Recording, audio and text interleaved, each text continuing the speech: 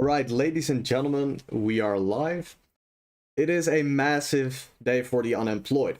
Today we are going to be taking a look at round 3 of the Super Chess Classic, and in contrast to yesterday's analysis session, we're today going to be taking a look at it without an engine, and I have not looked at any of the games, beforehand, and so we're gonna see exactly, can I predict their moves? How good exactly am I, and of course, I right here have a notebook, so we're going to write down the variations, and at the end, we're gonna check them with an engine, and we're gonna see if I'm right. Now, yesterday we saw that Praggnanandhaa and Vincent both had pretty great victories. Vincent Keymer had a maneuvering battle against Bogdan, and Praggnanandhaa managed to outclass Javogir Sindarov, which is something you'll rarely see. Alright, so let's just get straight into it. So I haven't seen any of the games. Of course, we can see the time. I've also turned off the eval bar, I meant to say. So yeah, that's about it. Alright. So the game opens up with d4, d5, no, knight f6, c4, e6. So wait, is this desaturated? Oh, no, yo. Ladies and gentlemen, I meant to refresh the board, but I still didn't really see it because it didn't go that fast. But okay, so e6, knight c3, bishop b4, queen c2. So this is all pretty standard. Yeah, I think this b6 move is an older move. I think nowadays they play d5 more often. Just because here you can see that, well, white gets the bishop pair because he gives up the bishop willingly. But black gains a lot of time, having already castled. So yeah, it's very ambitious for white, but it has been analyzed quite thoroughly. Okay, so b6, e3, bishop b7, b3. Now, this move seems a little odd to me. I don't know what the strategy is around this move. I'm guessing that, of course, okay, first of all, you can't move the bishop, right? Because then, of course, the pawn on g2 hangs. But why b3? Why not a move like knight f3? Or a move like knight e2? So, let's see how this continues. d5. And now only now he plays knight f3. So then why did he play b3 first? I mean, one explanation would be, of course, that he can take, wrecking the pawn structure, but at the same time, white now has the bishop pair and some open files. Yeah, I wonder what this position is like. Is this gonna be in the balance? Yeah, I guess we have to try some moves and just see for ourselves. So, first of all, if I'm looking from the black side of this, I'm probably trying to strike fast with the king in the center. The pawn structure is very weird, so the first move that comes to mind is c5 for me. Trying to take this and get to the king, and of course, sort of remove the e-pawn from this block so that these f-pawns become more vulnerable. So then how does white respond in such a situation? Because, okay, first of all, he can play e4, but that would allow some captures, knight c6 and d5 all in one go. Now, this would be good for black, but there might be some issues with this hanging knight. Seems a little suspicious, actually. I'm not sure if this is good for either side, really. pretty complicated. I don't know. If the knight were to move, you could see here d takes e6. The king is still in the center. I've developed way more pieces, but he has some space here. Yeah, it's not so easy, this one. Maybe there's a more optimal way to play after e4. And of course, here we had the alternative move also of d5, stopping said move of e4, because now you can take this. So I guess d5 immediately is actually a more safe option. Yeah, perhaps white can play in this very ambitious way.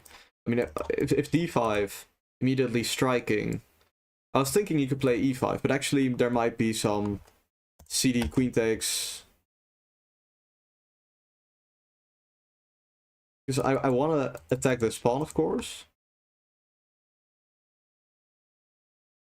But we're getting into some pretty complex waters. Yeah, I really wonder what this position is like. There could be some knight c5 coming to b3. Knight c6 maybe. But yeah, okay, let's just let's also see how this game progressed. So we got b3. Yeah, because I think in the second half of the stream we'll get into exactly, you know, each and every detail when I when I have no more content. So okay, we got b3, d5, knight f3. Yeah, I guess he could take now and take here, ruining the structure. So he plays c5 instead. Now, yeah, I can't really see the time situation here. Ah, wait, I can see here in the notation bar. Here, it seems like they're still sort of in book, so I guess I'm just contemplating known theory here. We got CB. Okay, this is just very, very complex. This is sort of this is almost impossible to analyze without having a computer. Knight d7, CB, DC, DC. Okay, so if he takes with the bishop, you know, you could see the knight coming here, some rook coming to c8, and black developing an initiative. But at the same time, he's still up a pawn, so yeah, it's hard to say. Okay, let's say he just castles rook c8. Yeah, you could see bishop a6 coming as well, or yeah, actually knight d6, because of course this knight is hanging. But this should definitely be fine for black. Yeah, I think he has sufficient compensation. Also queen c7, so let's say a move like this. You could pin. Not really gonna be any trouble for black at all. So okay, he opts to take my pawn. And now knight c5. Dynamic option. So I wonder what exactly is the point of this move. Well, I guess we'll find out soon enough. Queen f6, bishop e2, queen g6. Okay, so if castles, this seems, of course, yeah, why would he play g3? A little strange. I guess there's knight g5. Okay, that's a nice tactic, so... Or not. Yeah, wait, yes. So, okay. Of course, there's this pin here.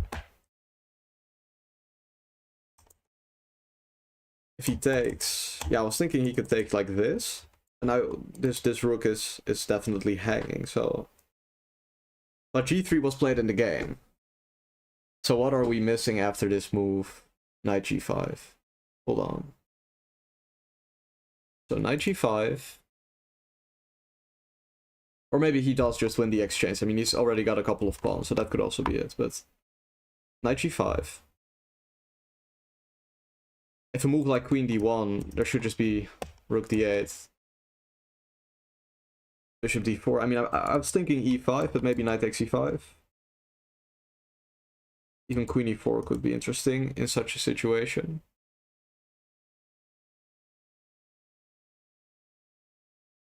Yeah, what will be a knockout here for black? Wait, actually he can... Yeah, of course he can take my bishop and play e5. And now he wins the piece. So this is impossible, so knight g5. Alright, hold on, knight g5.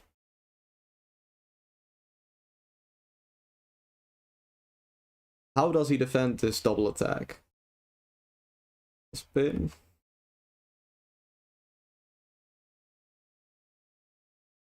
So this. Ah, wait, there's f3, of course, blocking out this bishop. But then at the same time, this knight is also very poorly placed, so you could see some f6 coming. But not yet, because the knight has the h3 square. After which it'll come to f2, perhaps. But then how are we trapping this bishop on h1? So, yeah, there's knight f4 here, and otherwise we're just going to play king f2 to g1. So, okay, I think this one is winning for white, so f3. Bishop g2 first, preparing f6. So now that if a move like king f2 happens, we have f6. And knight e4 and you escape with the bishop. Of course, king g2 is also still an option. Yeah, I think such positions probably should be around balanced, you know, after a move like knight c5, but maybe she's just very good for black. It's pretty hard to tell. I guess with these broken pawns, you know, after a move like, let's say, b takes, rook takes, it's hard to tell, but yeah, it's probably just very good for black, as he does have to move e5 in the future. So then, hold on, so g3, knight g5. So he's gonna take. f3, bishop g2. Then how does white seal the deal in this position? I mean, this bishop really is like a foreigner in the white's position. Should really start falling off right now, but there are some difficulties here. Now, I was thinking for a second maybe this, and of course king f2 now works, but he has rook b8. And again, he liberates himself quite easily. Or is it? Wait.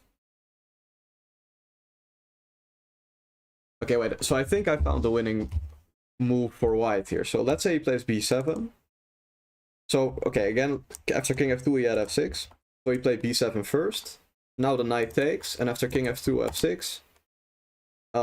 Well, this e6 pawn is hanging, but most of all, importantly of all, there's knight e4. And now we've distracted the knight. It comes to b7 and is no longer defending the e4 square, and now it should be easily winning. Although he still has bishop h3. And f5. Perhaps it's not so easy.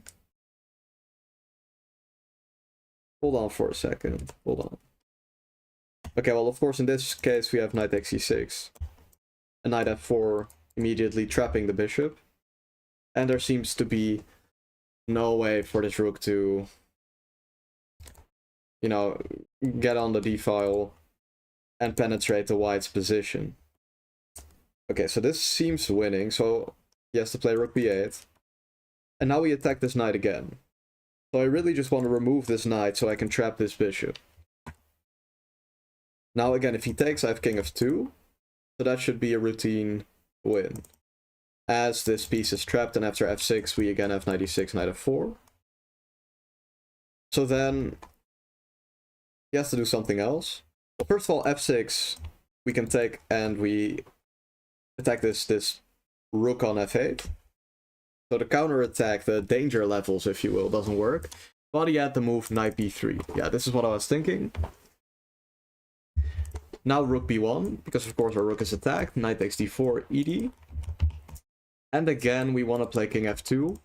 But at this point, I don't even want to win back the material, essentially.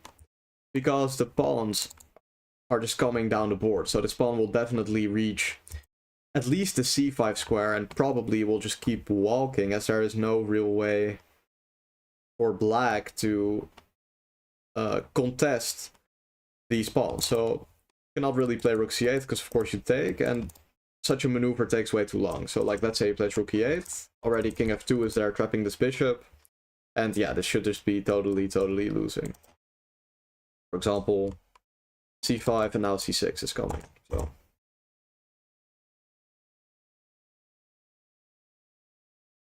should be some bishop b5, some knight coming to a6. There's probably some details, but it should be easily winning. Okay, so I think we figured out that knight g5 here was not an option, and he plays knight d6. So here, let's write that down real quick. 16, knight g5. Yes, knight takes on g5, followed by the b7 trick, yeah? Okay. Okay, so he plays knight d6 instead, so he is opting for an exchange of queens. Still very messy, very complicated. He's down 2 pawns. We get rook c1. I mean, what is even going on in such a position? I mean, this is really, really high level stuff. So takes is of course pretty natural. Let's say he just finishes up his development. A takes b6. Yeah, in positions like these, black probably has enough compensation due to the fact that this pawn is just really weak. So that's actually pretty easily solved. But yeah. Still, I don't know if I would want to be playing black in such a case. It's a little interesting, but yeah, you could see like a move like knight a4 coming. Pawn to f6 and e5. White is under some real pressure too in such a case. But regardless, he decides to hold the tension with rook c1 and castle as such. Okay, so he's gonna play an endgame. Now let's see the time real quick. So here they did really spend a lot of time. Yeah, you could see also that after g3, he spent about 22 minutes to play knight d6, and so he didn't go for knight g5. Okay, but yeah, Pragg 2 had to think about knight g5 and consider the consequences of that move. Then rook c1 played after some 10 minutes, okay. Yeah, we reached this endgame, so what exactly is going on here?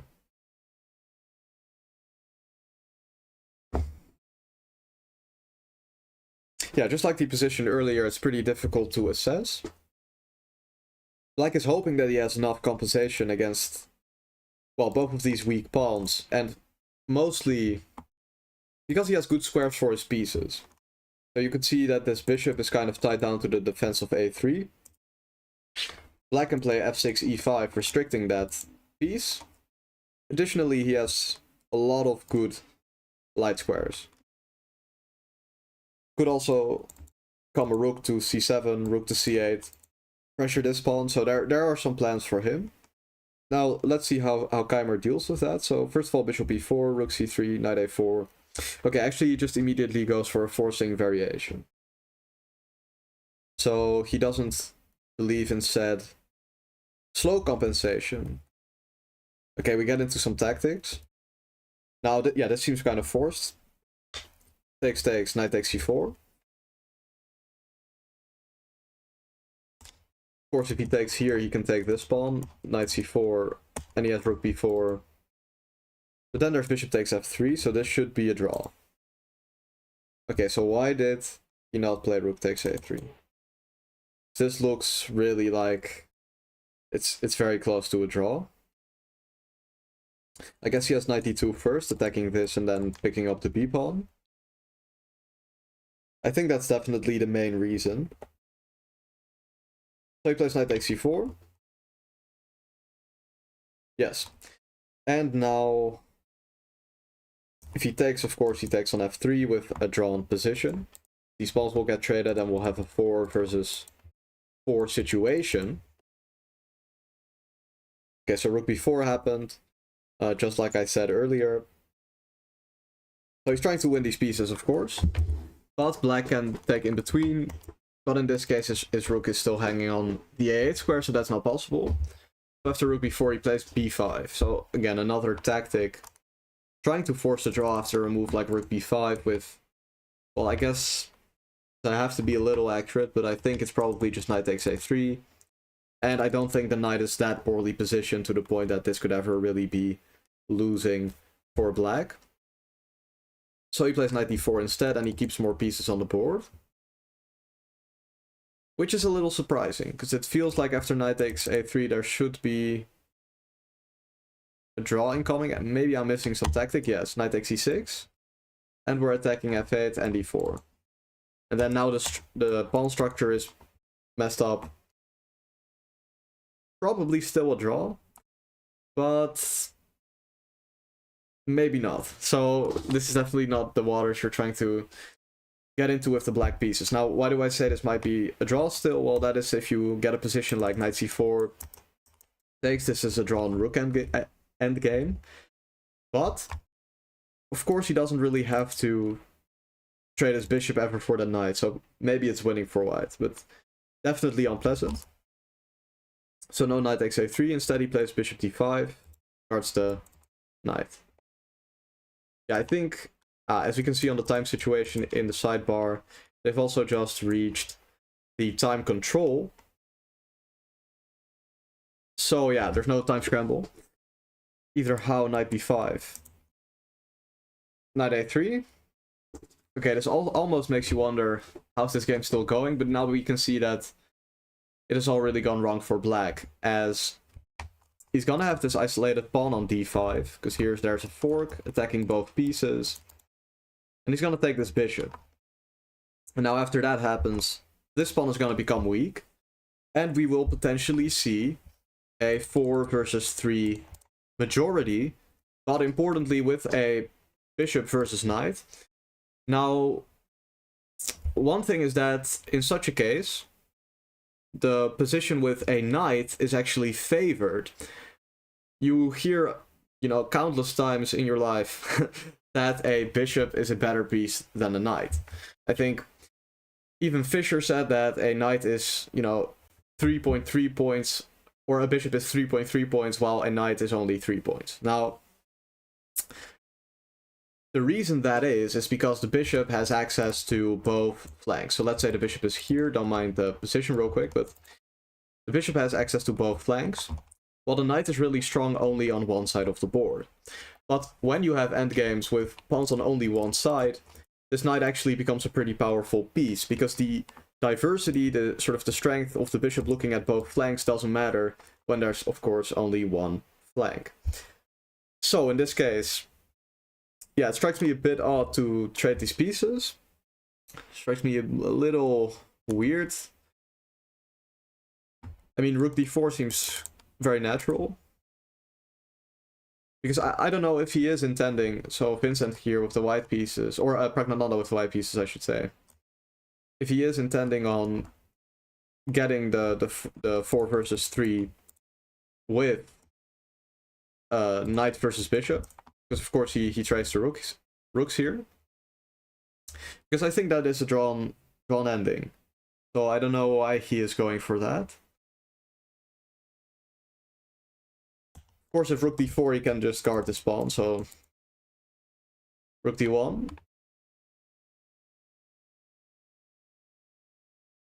I think this might be inaccurate by white. So I don't know how he continued this, so he just starts putting pressure on the pawn and he gives it up. And he gets the pawn all the way to d5.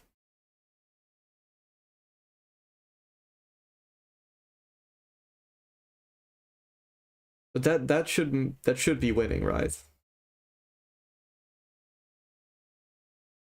Yeah, because we're getting into very interesting waters. Should black play d4, or shouldn't he play d4? To play or not to play? I'm quite interested, because, of course, let's say he plays knight c4, takes, and knight d6. White has this beautiful bishop. He gets e4, is able to play e5, has access to the a-line.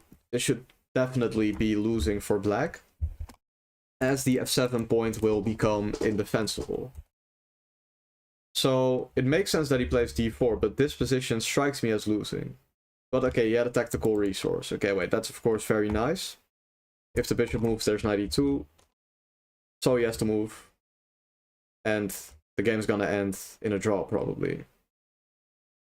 Or not yet, actually. I thought for a second he could just take and play rook d5. Of course, in that case, there's a back rank checkmate. And that's why I'm here, ladies and gentlemen. But we got g6.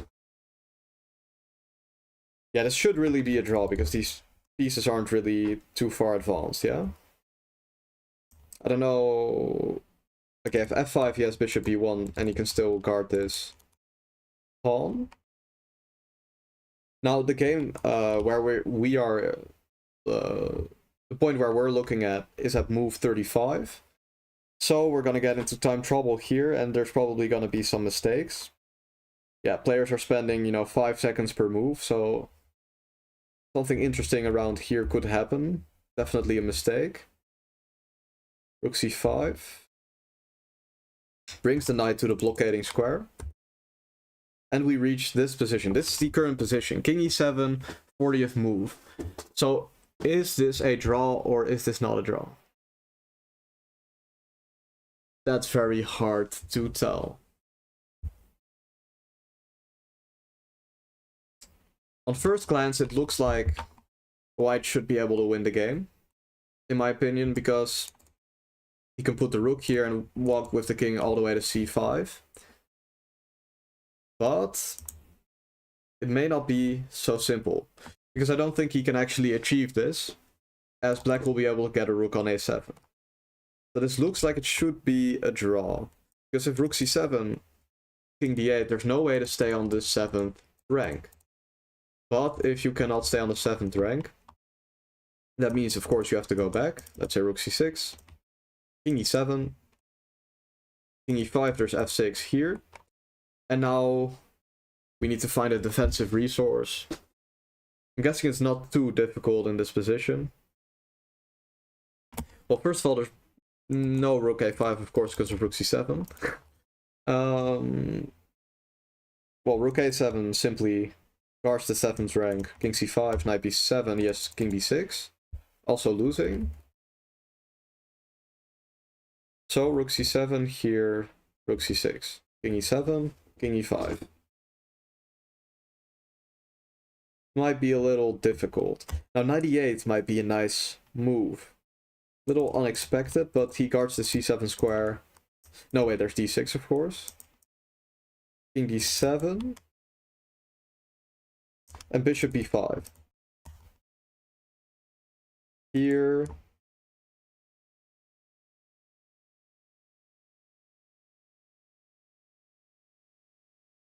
I guess double check here. Here. And the king is boxed in. d7 and here's gonna come. Should definitely be losing for black, by the way, with these pieces. So hold on, how do we defend this? I feel like I'm missing something fairly elementary. Okay, the game king e5 was played, not rook c7. So plays king e5 first. Why not this move and this move gaining a tempo? This looks extremely dangerous, in my opinion. And after king f6, he also has rook c6. So I'm guessing here he has rook d8 though. And now he retains his blockade. But okay, of course you should never go passive in the endgame, so I'm trying to run here. While he has king e5 in such a case, attacking the d5 pawn. So then here, is this a zugzwang or not? Does black, or does white, I mean, have any good moves? Now I fear he does not. But what if we play a move like h4? Okay, black has to make moves. Cannot move the knight because of the pin. Cannot move the rook to any other square than d7 square, because he has to keep guarding the knight. And now you can see a g4, g5 coming, after which the king will have to move. So perhaps he has to play h5, preventing all this. First of all, fixing the pawns on this square is a huge, huge win. But is there a way to outmaneuver the black pieces in this case? That's what it's all about. So I'm thinking to play rook c7, just cutting this all off. Another move in the game, f6 check. Yeah, that's pretty predictable. We'll get to that in a second. Yeah, here he has knight e8. So I guess this is a draw, and that's why they didn't go for it. So let's just write that down real quick. So move 40 here. 41 rook c7. Check.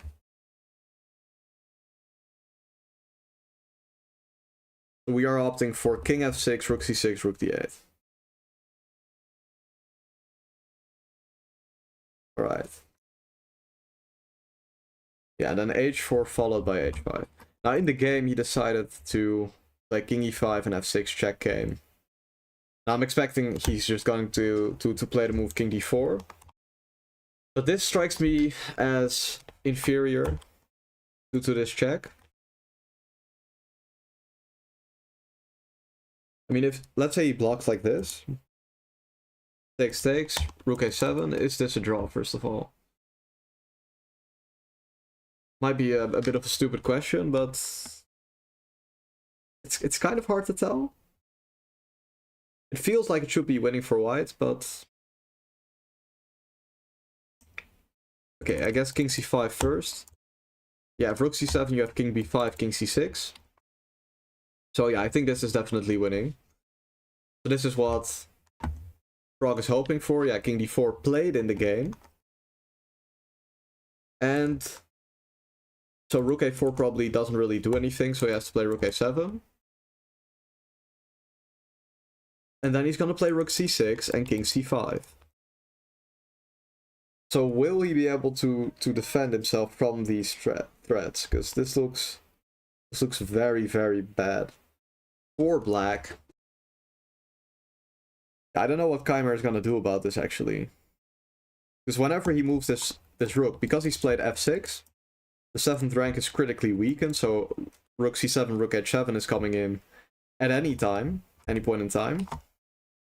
Very, very suspicious position here. So perhaps he has a hidden resource.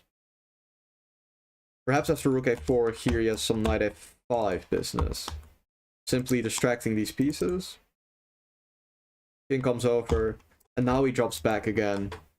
And he doesn't have to worry yet about rook c7, rook c6 followed by king b4 c5. But definitely very, very risky, this type of play. As black, I want to see my king get activated, but of course he has rook c6 to e6, so that would be a checkmate. Oh wait, it's not even his move. Yeah. So here rook c6 has to be played by white, I think. And the king is coming over with a desperate defense for Vincent. But this looks actually a little risky.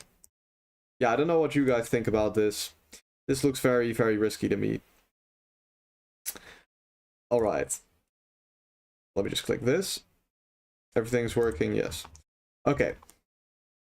Now, I think we should probably leave this game for a second. I think this was the most interesting phase, though. Where here, this was very messy. I think there's a lot of mistakes happening here. Which is, of course, logical, as this is where they start trading a bunch of pieces. So that's where opportunities are made to make mistakes. But yeah, finding an improvement is, of course, also going to be quite difficult. So yeah, okay, I think we should now just have a look at some of the other games. And then later we'll come back and we'll just do an in-depth analysis. And I'll try my best to figure out where exactly the mistake is. Because we have, of course, the advantage of seeing, you know, where this game is right now. This is all speculative by me, but right here. So we know what happened in the game, and because of that, we, of course, have a bit of an unfair advantage when we're going to analyze around move 20, because we know exactly what to be afraid of. So we do have that advantage, and I think we can probably figure something out.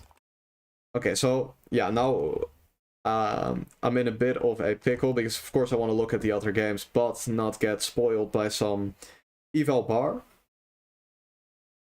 So I'm just going to try to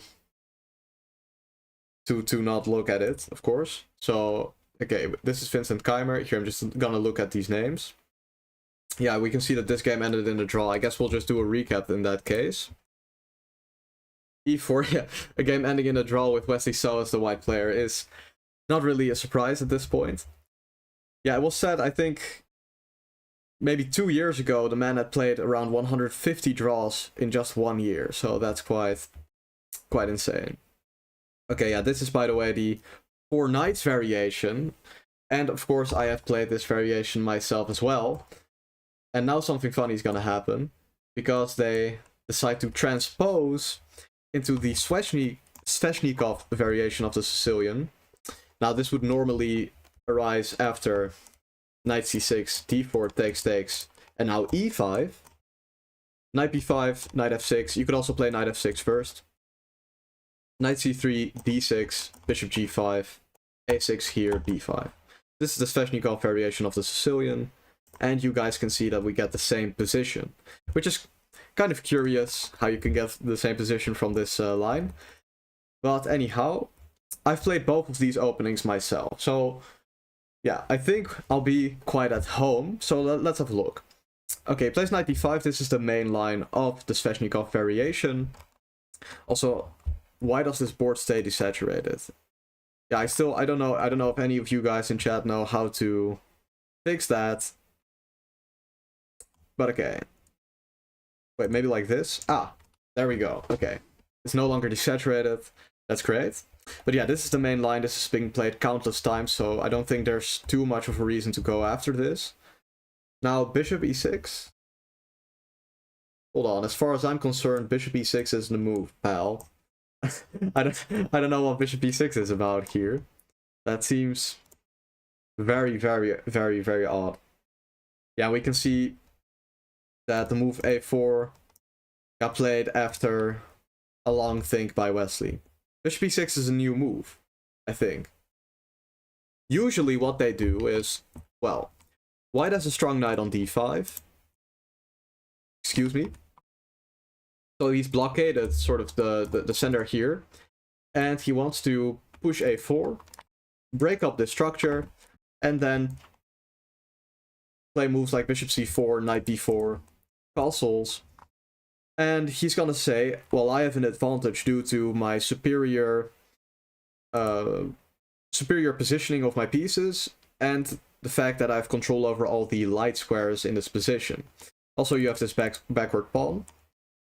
And now black is going to try to create counterplay, dynamic play, in order to compensate for his weaknesses. Now, normally they do that by either playing rook b8 immediately, pure prophylaxis against the move a4, so rook b8 is just an instance of thinking, what is my opponent gonna do? Well, he's gonna play a4 next move, so I play rook b8. Now after a4 they take, and the rook is quite active. And bishop g5 is the other move.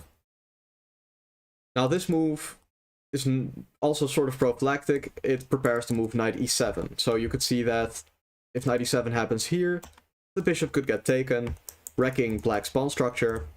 Hence he plays bishop g5 first and then goes knight e7. But okay, we get bishop e6, and he plays a4 anyway. Black's concept is the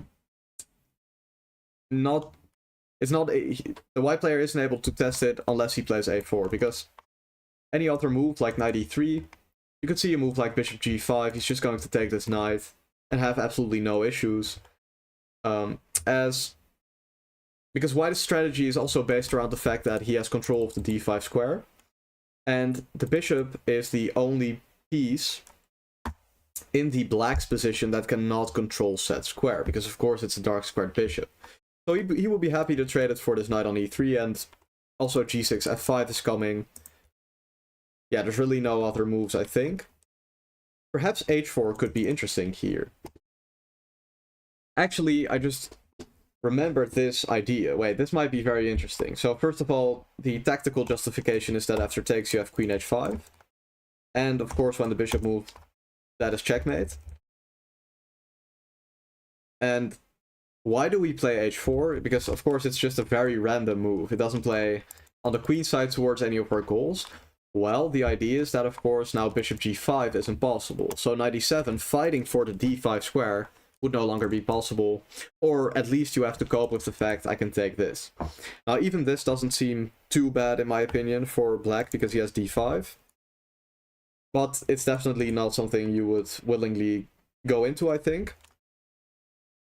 But I think here he has perhaps the move g6 trying to play bishop g7. Now move like knight f6, queen takes d6 has to be investigated. But it feels like you're taking the bait.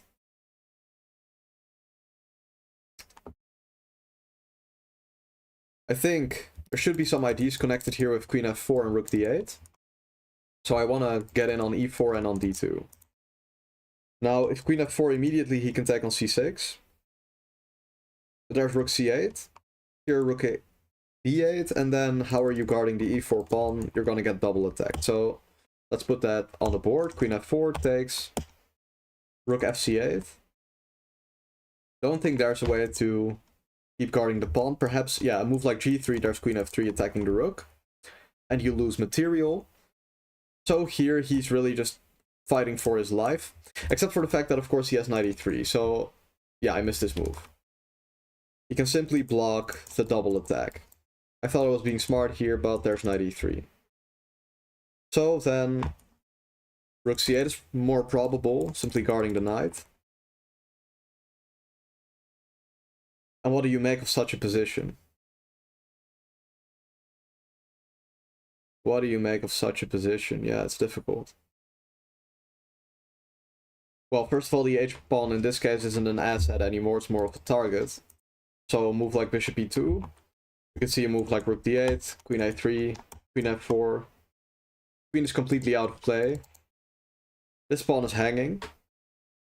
Seems very, very, very difficult for white. I think this is definitely the case, yeah. Okay, so we got a bit off track. But so these are kind of the ideas. So we are now familiar with the ideas. Bishop e6, so he plays a4, and knight e7, takes, bishop d3. Yeah, this is all just engine prep by Fabiano, I think. Let's have a look. For me, there's some text in front of the names. Yeah, Fabiano with the black pieces. 135 versus 56. Yeah, in such a position, you just have to hope you can outcalculate an engine. Because, of course, Fabiano has prepped this line and Wesley hasn't. So I think it's, yeah, very understandable the game quickly fizzled out into a draw. Despite my earlier jokes, because, yeah, Fabiano just knows all the best moves. So I guess this isn't really too relevant. Here's the first time he thinks. Plays queen takes d5. Yeah, just very logical, centralizing the queen, preparing rook d8.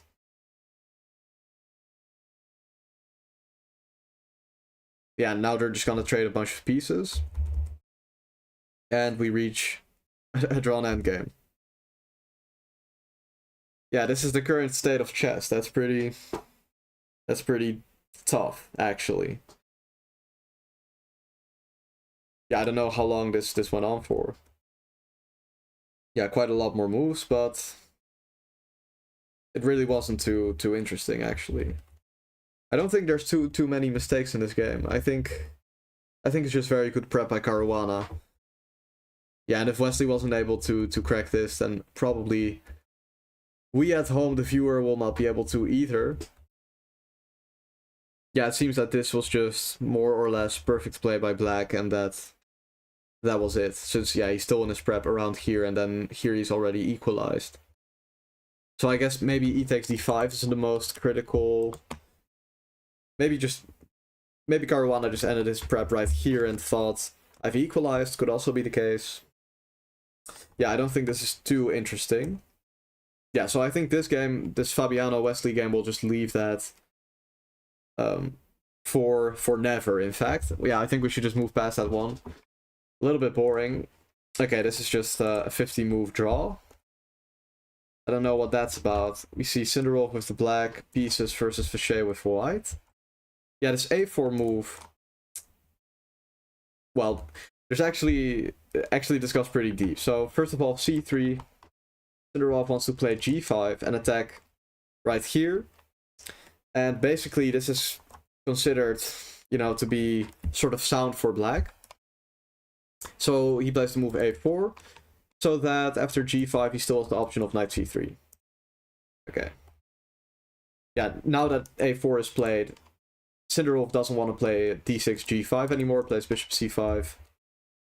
But then it seems they just are in prep and decide to end the game early. I don't know what this is all about. This is also maybe the weirdest repetition I've ever seen in my entire life. What is this? This is something, you know, only a Grandmaster could come up with. You just have a random middle game position, and instead of playing the game, let's just play knight b4, knight a2. All right, so yeah, I could quickly explain why they made a draw here. So basically, after knight b4, Black is attacking the pawn on c2, so the queen cannot move. yeah, white really wants to play a move like queen f3. Now, black or white plays knight a2, attacking the knight, and this knight drops back. And now if a move like queen f3 happens, probably there's the possibility of striking in the center. And when that happens, you would rather have the knight on c3.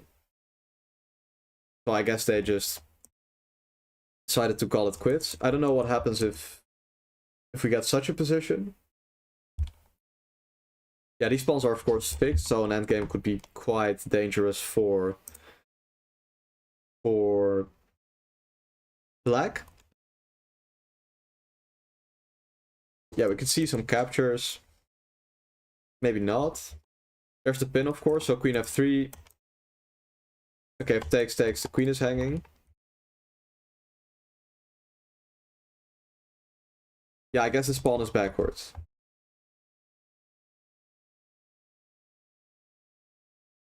Yeah, should be better for white.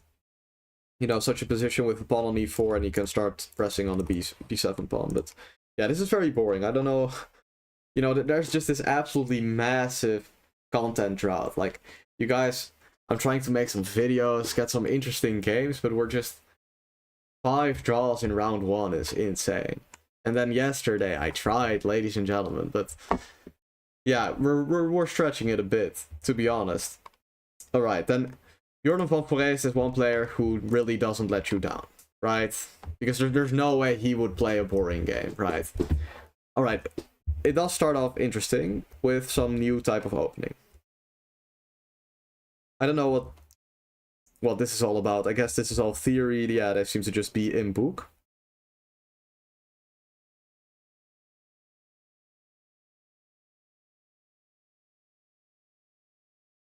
Yeah, this is just a very weird position.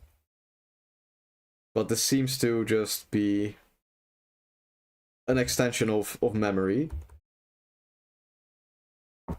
Now, he's not really intending to kick the knight out because, well, here he can still go back to c6. And, you know, in such a position, the knight on a6 can come to c5, attacking the b3 square. But, yeah, how do you even evaluate such a position? Well, we can say that, first of all, this bishop is bad. White has more space, so that kind of compensates for that. But yeah, you would rather have a bishop on e2 and a pawn on g2. We can see that this piece is quite poor as well. It's gonna get kicked back. It's gonna get kicked back. Yeah, that's what I was trying to say. Now there's also b3, bishop e2 challenging this bishop. But yeah, the knight's coming to e5. Yeah, so black's dream is to create the knights on the e5 square as such, leaving white with these bad pieces.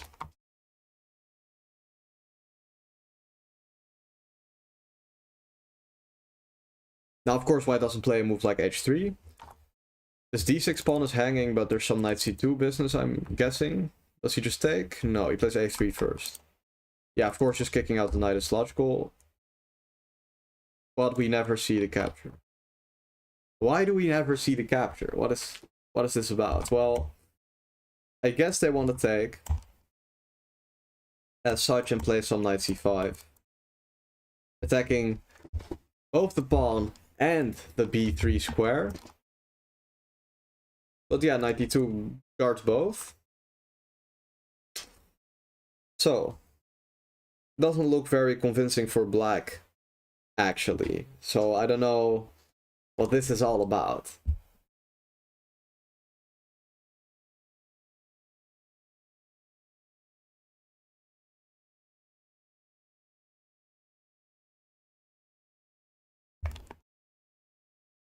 Yeah, this is just very interesting. I don't know why I didn't take the pawn.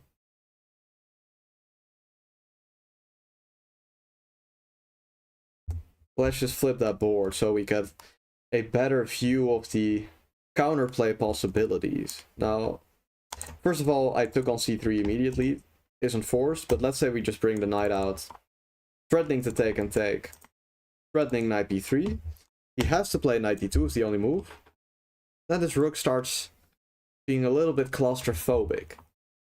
and then Dev himself comes to pick said rook up. So that's the reason. You don't take on c3, damaging the pawn structure quite yet. You wait. Then he boxes in himself, and you play bishop e5. So, yeah, therefore we get queen c2, and now knight e5. Yeah, like I said, these pieces never want to trade, because white has more space, so he just wants to keep the tension. But he plays knight takes e5. Okay, that is actually shocking to me. Well, first of all, this pawn on c4 is weak, but a move like knight d2 is quite standard, in my opinion. Now, a move like knight c5 could come, and then you could see Jordan getting very active. His entire setup is a bit artificial, to be honest, with the queen on d2, of course. But him taking on e5 is kind of an admission of saying that black is just immediately equal. Because this knight is, you know, perfect on a square like d4, and he's either going to play knight c5, knight e6, knight d4, or knight c7, e6, d4. And so what else could... Like, why would he even play such a move? This makes no sense to me at all. Unless he was already in trouble. So I guess he just underestimated black's play. But yeah, I think this is one of those moments where we actually have to take the pen out and write down some variations, because there's no way this is the best white can do in this position. Yeah, this doesn't feel good at all, to be honest. Doesn't feel good at all. Hold on. So yeah, this was all sort of their prep. And then after c6, 7 minutes spent by black, 6 minutes spent on e4, d6, and then he played rook to d1. Now that move might actually be a little suspicious. Maybe. Now why? Well, because it doesn't really serve a purpose, because he's never taking this pawn anyway. And so when black could just continue making natural moves, like knight d7, e5, well, why really even play this move rook d1? Maybe I'm overthinking it, but move like a3, well, knight a6 is forced. Move like queen c2, knight c5, rook e1. Guarding. Don't I just maintain my bind in this position? Yeah, this seems way more logical in my opinion. Putting the rook on e1 simply serves the purpose of defending the e4 pawn, and it gives stability. It gives a stable position. Putting the rook on d1 is a more offensive option, but it assumes that you have time to do all that. So, yeah, I think a move either rook e1 right here could be good, but yeah, maybe you allow bishop e6 attacking c4 pawn. When a move like b3 could probably be met by d5, but that's very speculative. But it feels like it's good for black. Now, of course, if he trades everything, this is a no-go, is what I was about to say. So takes, takes, takes, takes. Yeah, bro thinks he's Hikaru. No, yeah, I think this should be winning for black. So of course he's not gonna take everything. He's gonna play a move like e5, and a bit of a mess ensues. You know, a move like a3. But yeah, I don't think that these are the waters you want to get into with white. So okay, a3 first, knight a6. Then and only then you just play queen c2 first. Move like bishop e6, attacking c4 and opting for d5. So this is the key to the position. I think we've now unlocked, you know, sort of a new spectrum. So this is what it's all about. Can black play bishop e6 followed by d5? Yes or no? If you cannot get d5 in, then his entire position doesn't make any sense, really. Now, because white wasted a couple moves, this knight d2 is really very passive with a bishop on c1. Really looks like something you wouldn't want to do, but at the same time I can still play b3, bishop b2.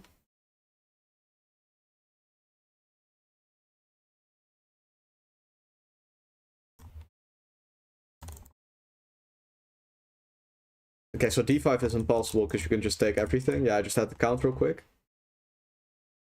Although, might be some counterplay, but yeah, you can just take by knight. That I am definitely overthinking, so let's say a rook move, just trying to play the move anyway. You got rook e1 and you prevent it, and then b3, bishop b2. I think white might actually be able to consolidate this position somehow.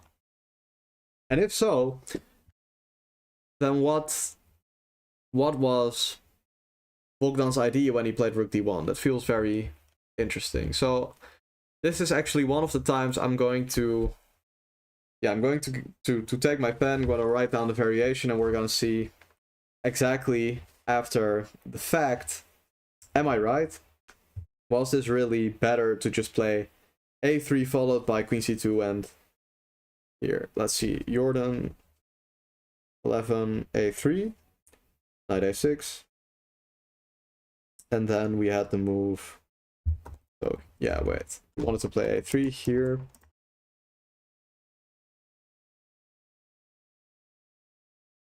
Yeah, after bishop e6, knight d2 preventing, yeah. So queen c2, bishop e6, knight d2. And we're claiming an advantage for white. I think this is the case, okay. Anyway, none of that happened. He just took and played b4, and yeah, I guess he does prevent the maneuver in the end. I don't know why he didn't just play knight e6, which is also very natural, but yeah, Jordan had other ideas. He just wants to smash f4 through. This is a bit more of a safe option, I guess. And yeah, he just immediately plays f4. Exactly what I thought. I mean, it's fairly obvious. He wants to soften up this king side. And then he wants to attack and checkmate. So yeah, let's just see how this plays out. Because yeah, we don't have to get into every single detail. Now here he just wants to, again, put the knight on d4. f3 is now weak. Seems like black is better. Right? It just seems like black is straight up just better. Seems very difficult for white. Okay, so he tries controlling these squares.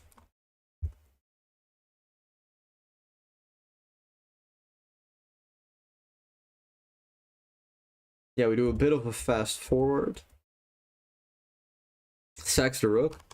But yeah, this rook is of course immune due to all the weak dark squares around the king. You just can't take it because this bishop around the king protecting is way more important than just some material.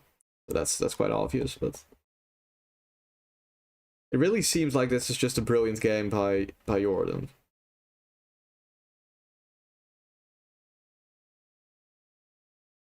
But hold on. What if he's just getting checkmated right here? That could also be the case. Okay, so first of all, we did a bit of a fast forward, so let's just count this material. So okay, Jordan is up one pawn. Is under threat of getting checkmated. So he has to do something immediately. So his range of options is, you know, bishop g7, rook g7, or some queen check. First of all, bishop g7 just loses to f6, because if he takes, there's checkmate. And if a check happens, then you can block attacking the queen. So I think this should just lose. But there's still rook f8. Maybe he's a clever boy, wait. Because taking, of course, there's the pin, and if takes, you have takes and takes.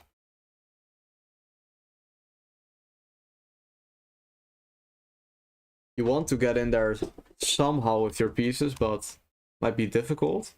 But yeah, okay, you played queen b2, and then we got rook d2. But okay, now after queen e5 should be lights out.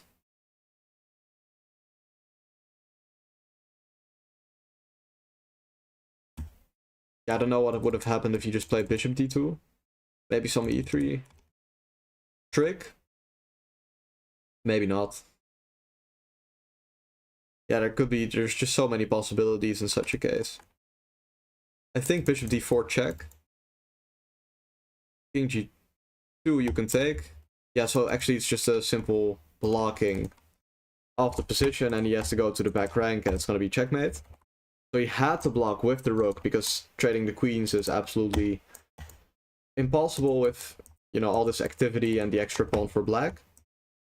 But now after queen e5, it should just be lights out. Why do I say that? Well, oh, here, let's see. He plays queen a1 instead, going for even some checkmate possibilities. I wonder what his idea is after this move rook d7, though. Yes, okay, so his queen came from b1, he checks and plays queen a1. So the curious watcher is asking why not just back? Because surely he wouldn't make a repetition, right? I don't think that is the case. So, okay, the idea is probably that now he controls the f6 square another time. So after a move like bishop g7, he has no longer the move f6 because you can take my queen. Move like knight e4. I mean, it probably just doesn't work because of a variety of options, but it's difficult to point them out so quickly. Yeah, I wonder if bishop g7 is even the best in this position. Just a very, very fast and complicated game. Maybe rook g7 is actually there too. But then again, you get such a position. Wait, there's queen f1, of course. Aha. Aha, so ladies and gentlemen, after bishop g7, he cannot move the knight, of course, because there's queen f1. So, black has a free hand. He can just start playing moves like queen e5, like bishop d5, bishop d3. Yeah, this looks very bad. He did play rook d7 back. Jordan with 17 minutes. Yeah, would he then play bishop g7 or rook g7? So, or just queen b2 back. Yeah, it seems very, very interesting here.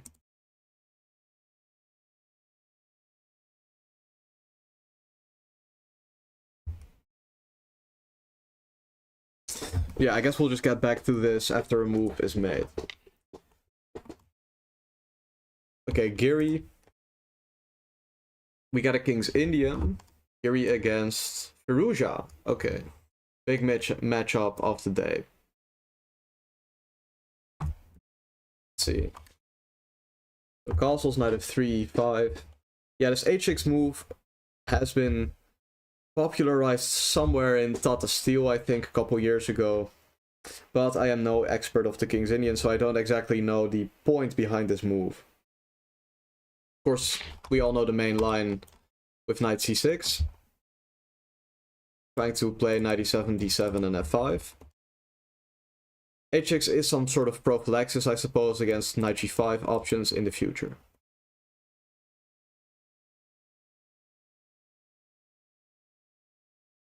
I don't know if this is all planned by Giri. We get into this position. Just looks better for white, actually.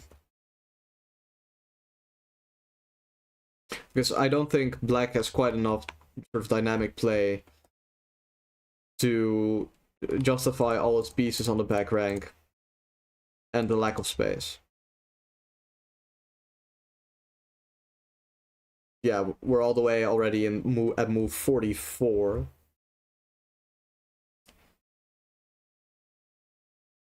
We just get some type of endgame grind. I guess it's just Giri trying to win this endgame. Okay, so we've reached this position. Yeah, I don't think this middle game is too interesting. Let's just try to analyze this endgame.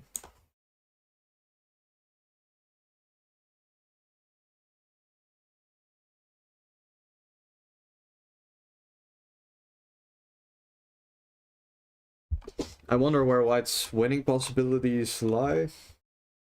Probably by putting a king on e4, rook on c6. And slowly pushing black away. But okay, he plays bishop b4 and he immediately says, where's that rook going? Yeah, I don't know where this rook came from, f3. Yeah, so this is an invitation to a repetition, of course. But Geary is probably not interested. Yeah, so I'm expecting him to just play rook d3 and walk up with his king, but is he going to be able to win, is the question.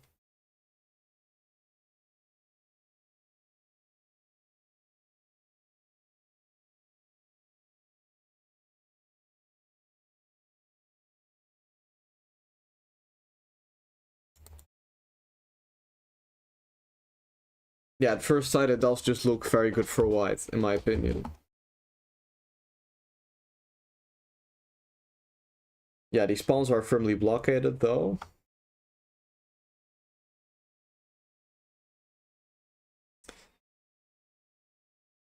Yeah, and this pawn is fixed as well.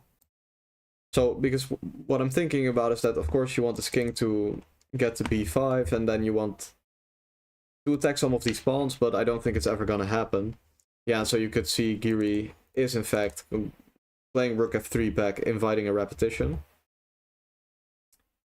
You get bishop e7. I think they're gonna make a draw now. Yeah, the extra pawn is simply blocked, is not felt. There's no real way for white to make any progress because there's this weakness on h3. I think that's the case. I think Geary is gonna call it quits right here. Although, he did have a very promising position in the middle game. I mean, he's just up a full exchange here. Full exchange.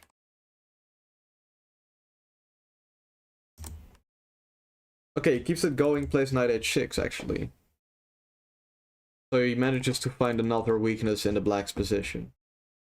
So yeah, he says, okay, you've blockaded these pawns, fine. Now I'm going over to this side. Okay, that actually looks devastating. Now Firouzja probably has to move this pawn. Yeah, he just plays f5 and we get ef, bishop takes.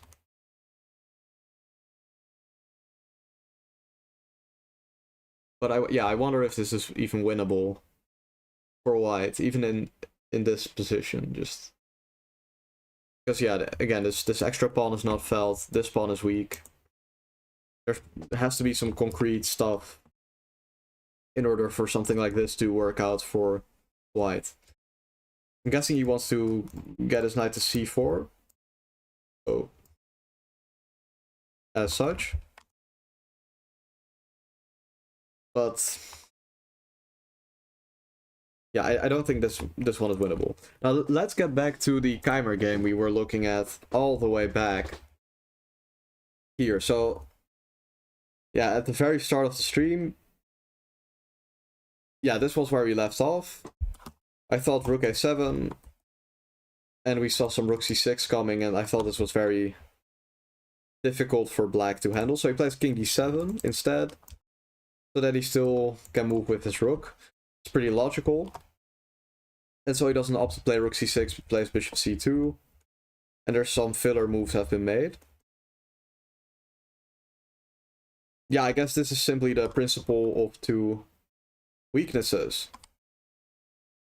It is said that in chess you need two weaknesses in the opponent's camp to win the game, according to traditional endgame wisdom by Russian grandmasters. And so in this case, the first weakness in the black position is, of course, that white has this extra pawn. And then the second weakness are these soft pawns over here. Red, I should color them. So this should be winning for white, probably. Yeah, I mean, this bishop covers all of these squares. Seems like there's no real way for black to get back into the game. Let's just say, for argument's sake, he tries picking up some pawns. I'm expecting some rook a5 to a7 will just end the game, as such. And yeah, the pawn will just walk straight to the end of the board. So I guess after g4, this is kind of resignable. So I think Vincent Keymer actually goes down right here, and that this is unsavable. Yeah, that's my prediction. Yeah, I think this is the case.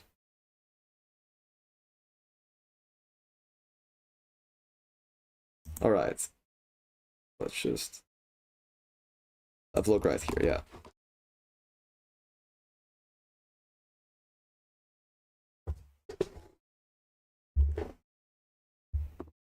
Yeah, okay, so let's just look with the engine in this Fabiano game real quick, as it has finished.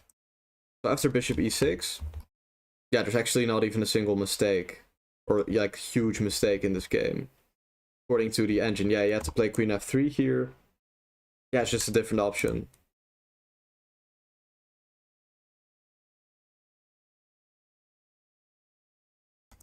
Rook d2 does give him some advantage. Very minimal. And after this, there was just nothing. So, yeah, this was all about the opening. This game is just very boring. Yeah, I was actually thinking about this. Why didn't he just play rook a4 to keep the game going? But, yeah, you would have to ask Maxime. This boring draw. Yeah, now let's just see this one. So Gary is slightly better here.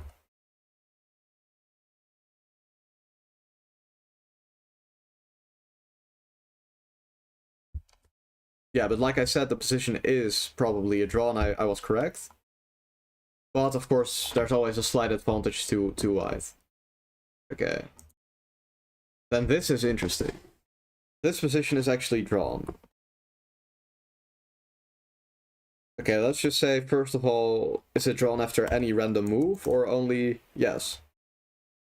It's drawn after any random move. Aha, the rook slides over. Potentially.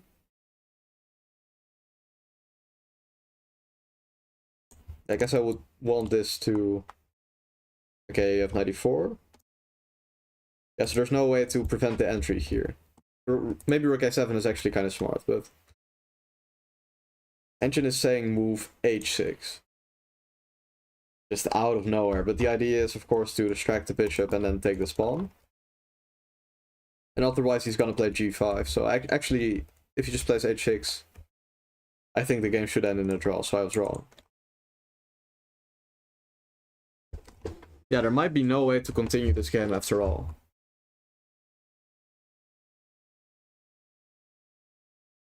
Because yeah, if he doesn't take, what will he do? g5 is coming. Okay, so I was wrong on that call. Then here, yeah, so we got here.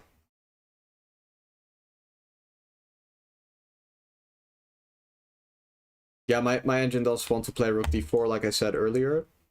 But it's all zero, so it's all equal, so it doesn't really matter too much. But yeah, this was also just played fairly accurately. Then this was a sub-variation. Alright, then let's see if we have any interesting stuff. Oh yeah, the game of Jordan van Vreest. Okay, let's see. So we had this interesting opening. Strange opening. And rook d1 was best. So why not this variation? With queen c2, knight c5, rook e1. Bishop e6 here.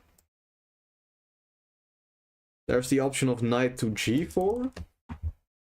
Potentially threatening bishop d4. Attacking the f2 pawn, and after h3 he wants to play knight e5. So he cannot, in fact, stabilize the position like I thought he could. And therefore he does play rook d1. But yeah, he did let this position completely spiral, because yeah, immediately he just makes a mistake. But knight e1 is the move. You know, controlling the d5 square, trying to bring over the knight. But very inhuman stuff. And then yeah, he just gradually got outplayed like we saw earlier.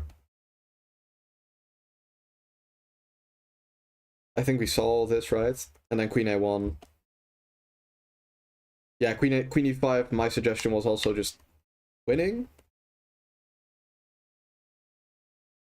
Okay, he goes after the pawn. Which is logical, because now if he goes back, of course he's up a pawn for nothing. Yeah, and I guess he will just win this in short order, actually. Engine only finds it -2, but I think this humanly is just completely losing for black. For white, I mean.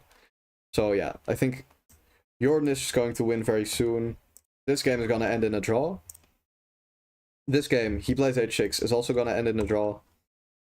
And then we do have a pretty bad look for the game when we're seeing 4 draws. Two games which were just drawn straight out of the opening, and only 1 potential win. Like I said, a massive content drought, guys. But I think on that note, yeah, we'll just leave it there with my predictions, and I guess in the future I'll see if there will be more interesting games to cover. Yeah, this was pretty rough, pretty uninteresting games by the players. Just, yeah, top level chess generally, it's been in the best state it's been in for a while, but this is definitely pretty disappointing in my opinion. So either way, ladies and gentlemen, if you enjoyed it, please do subscribe, hit the like, drop a comment, all the good stuff, and I'll catch y'all in the